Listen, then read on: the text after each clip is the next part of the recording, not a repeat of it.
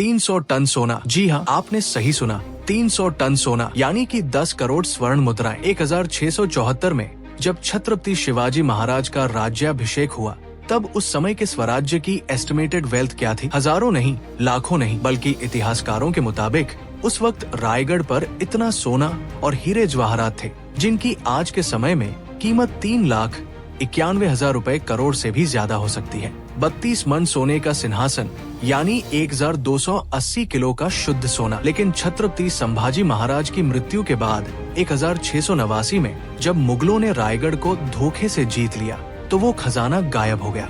सबसे बड़ा सवाल ये है कि 1280 किलो का वो भारी भरकम सिंहासन हवा में गायब कैसे हो गया? क्या उसे मुगलों ने लूटा? इतिहास के पन्ने कहते हैं नहीं, रायगढ़ पर मिले खजाने के मुगल रिकॉर्ड्स में इस सिंहासन का कोई जिक्र ही नहीं मिलता। क्या फिर वो सिंहासन और खजाना आज भी रायगढ़ के किसी गुप्त तहखाने में दफन है? आइए जानते हैं। दोस्तों, सबसे पहले हमें स्वराज्य के उस समय के खजाने के स्केल को समझना होगा। हमने शुरुआत में जिस 300 टन सोने का जिक्र किया, उसे सुनकर आप भी चौंक गए होंगे। लेकिन छत्रपति शिवाजी महाराज ने अपने पूरे जीवन में सूरत से लेकर दक्षिण भारत तक कई अभियान चलाए और स्वराज्य का खजाना भरा। सूरत की पहली मुहिम में छत्रपति शिवाजी महाराज को 1 करोड़ सुवर्ण मुद्राओं का खजाना मिला था। सूरत की दूसरी मुहिम में महाराज को 67 लाख सुवर्ण मुद्राएं मिली। बहादुरगढ़ की मुहिम में सर सेनापति हम्बीरराव को 1 करोड़ मुद्राओं का मुगलों का खजाना मिला। इससे पहले तोरना किले पर 7 बड़े घड़े मिले थे जो सोने से भरे हुए थे।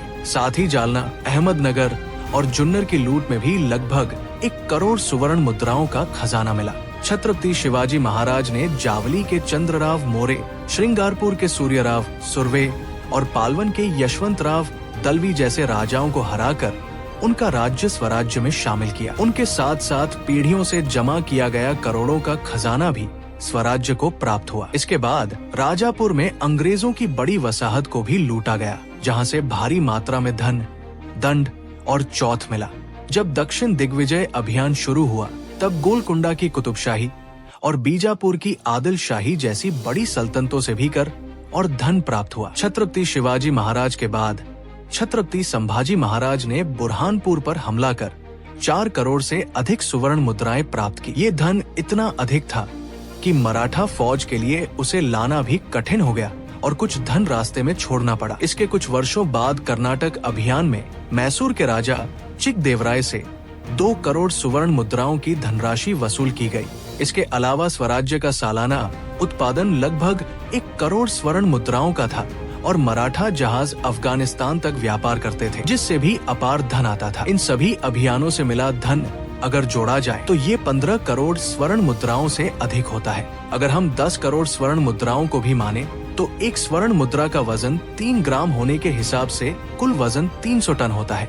रायगढ़ के खजाने की भव्यता कोई कहानी नहीं बल्कि हकीकत थी। इतिहास गवाह है कि छत्रपति शिवाजी महाराज का सिंहासन 32 मन शुद्ध सोने से बना था। इसे बनाने वाले कारीगर का नाम रामाजी दत्तोजी चित्रे था। 6 जून 1674 को राज्याभिषेक देखने आए अंग्रेज अधिकारी हेनरी ऑक्सेंडन ने अपनी डायरी में लिखा कि ये सिंहासन अद्भुत और भव्य था। छत्रपति संभाजी महाराज के समय के दान पत्रों में भी उल्लेख मिलता है कि वे इसी सुवर्ण सिंहासन पर विराजमान होते थे। फिर वही सवाल, इतना बड़ा सिंहासन गया कहाँ? 1689 में औरंगजेब के वजीर जुल्फिकार खान ने रायगढ़ को चारों ओर से घेर लिया। किले से बाहर निकलना असंभव था। ऐसे में महारानी येसुबाई ने एक बड़ा निर्णय लिया, छत्रपति राजाराम महाराज को सुरक्षित बाहर निकालना। राजाराम महाराज को गुप्त वाग दरवाजे से टोकरी में बैठाकर नीचे उतारा गया। सवाल उठता है, क्या ऐसे हालात में 1280 किलो का सिंहासन बाहर ले जाना संभव था? बिल्कुल नहीं। इसका सीधा अर्थ है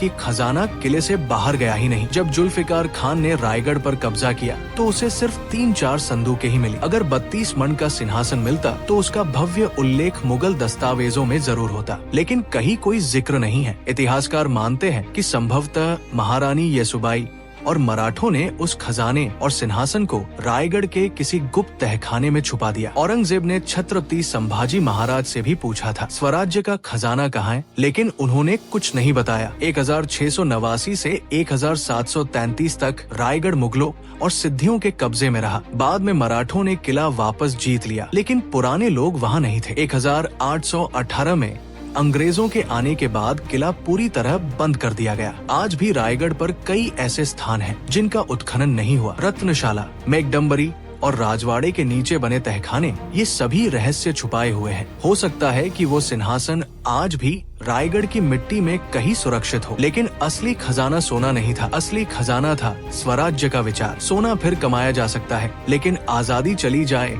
तो सब खत्म। रायगढ़ का सिंहासन भले न दिखे, लेकिन उसकी गरिमा और इतिहास आज भी हर भारतीय के दिल में जिंदा है। यही हमारा सच्चा खजाना है,